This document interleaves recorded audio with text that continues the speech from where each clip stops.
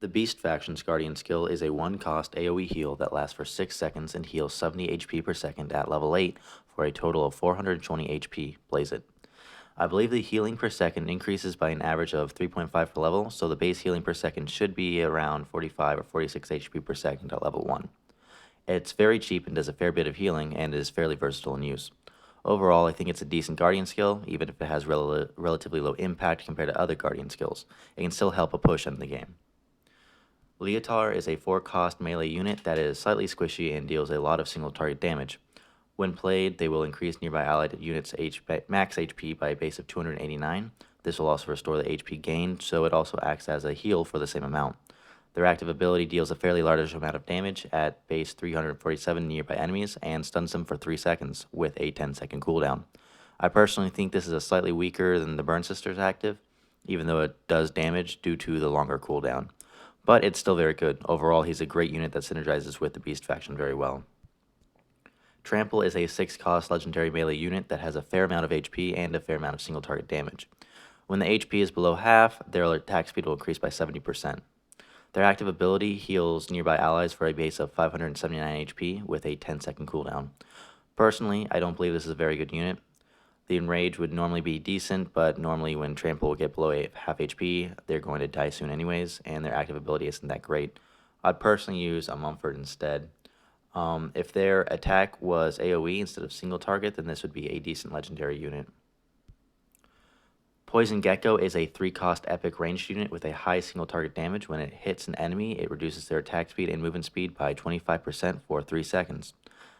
This unit has good damage and range, and its on-hit ability is really good in my opinion. I just think it's a really good card.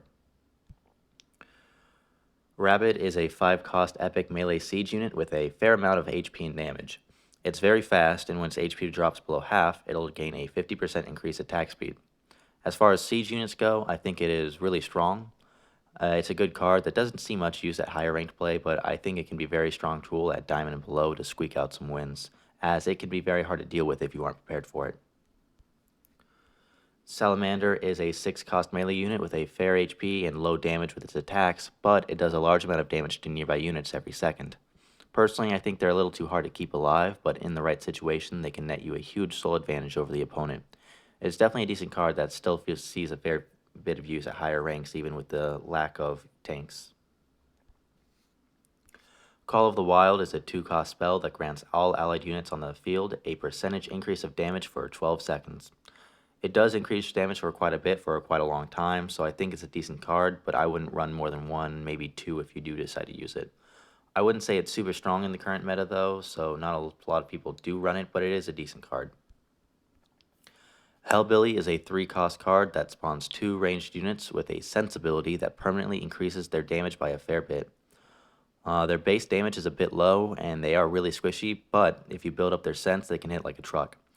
I personally am not the best with sense decks, but most high-level players use Hellbilly with their beast decks, and depending on your playstyle, you might not use them, but they're definitely one of the strongest beast cards. Stench is a 3-cost spell that reduces enemy movement speed in its area and deals a fair bit amount of damage to them over 15 seconds. I personally think this is a fairly strong card, although a lot of other people that are around the same rank as me think it's okay at best. But whether or not you do think it's amazing, most people should run at least 2 in their deck because it is the only removal spell that Beast has. It's great for when your opponent will pile a bunch of troops together, or if they play a high-cost building next to the Guardian, such as a Legion Den.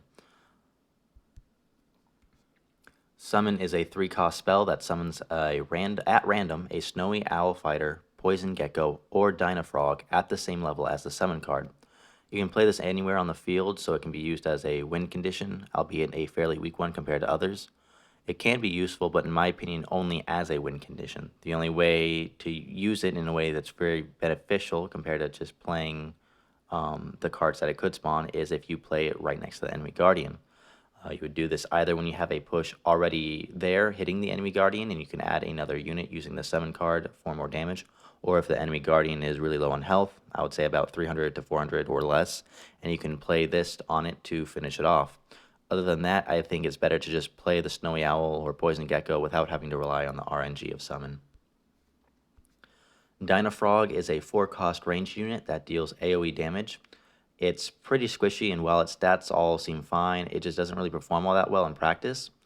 It doesn't get used too much at high level play, but it's not necessarily a bad card, just not a great one. Horn Chicken is a 2-cost card that plays 2 melee units that deal a fair amount of AoE damage and reduce the enemy's movement speed when they attack them. This is a very useful, cheap option against Swarm, and it's worth having at least a couple in your deck. Igloom is a 2-cost structure that spawns a Penguin Warrior every 2.5 seconds, and lasts for 30 seconds, so it'll spawn a total of 12 Penguin Warriors. Igloom is a very high value card that can go very wrong if you don't use it correctly. For instance, if you play it into a Terminite Queen or a Hot Shot, it can be devastating for you. If you play an Igloom at the start of the match, and an enemy Republic player can use the Penguins that it spawns to bank the Grenadier or other ranged units. This can be fine if you have a card in hand to remove it, the ranged unit that they play, such as Stench, but you do have to be careful when playing this card, as it can be more of an asset to your enemy than yourself. I would say normally you shouldn't open with it, but rather use it after you already have a push going to support that push. The units it spawns for 2 souls is a great deal, so the card is very strong if used correctly. You can also use the Igloom to trap tanks behind them, essentially banking them, but tanks aren't used as often anymore, especially at higher ranking, but at lower rankings, tanks are still used quite often, so this can be a useful technique for you. For those of you who don't know, banking is a term that just refers to keeping a unit on your side of the field after you play them. For melee units, the only way you can bank them is if you trap them behind units, behind a structure, I should say, such as Igloom. Wormlink is a 3-cost card that spawns 3 melee units with a fair HP pool and decent damage, and they gain a 10% permanent increase to attack damage every time they attack. They can become very strong very quickly, and even without any stacks, they are still pretty strong for a 3-cost. This is a very good card that I recommend you use. Whize is a 3-cost card that also spawns 3 melee units with a fairly large HP pool for the cost and decent single target damage. When they drop below half HP, they double their attack speed. I personally prefer Wormlinks to these guys, but a lot of people really like this card. I would say it's probably about as good as Wormlings, although it fulfills a slightly different role. It's also a very good card. Miracle is a 3-cost spell that heals all allies on the field over 12 seconds. I personally think this card is extremely weak. The amount it heals is negligible, even if it heals every single allied unit. I don't really recommend you use it. Last is Bless. Bless is a 4-cost spell that heals allies in the cast area by a huge amount, over 2400 HP at level 5. If you're using tanks, then this card is insanely good. Once your tank drops below half HP, you can drop this on them and they'll be at full health again, which turns a good push into a win.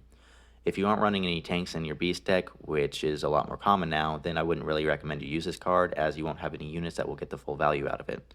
It's a very good card, but it's very situational. I personally really like the Beast faction, although it feels a bit weak compared to the Alien and Republic, and I do hope it gets some slight buffs in the future. Of course, this doesn't mean you should forsake the Beast faction in favor for Republic and Alien, as you can still win against those 2 factions quite easily with the Beast faction. Beast being weaker, when I say that, is more like it will win 48% of the time against them instead of a balanced 50%. It's just enough of a difference to where it needs to be balanced, but not enough for you to consider not using this faction. I hope this analysis video will help you get into that 48% of victories, and as always, please let me know what you thought of this video and if you have any questions or suggestions. Best of luck climbing.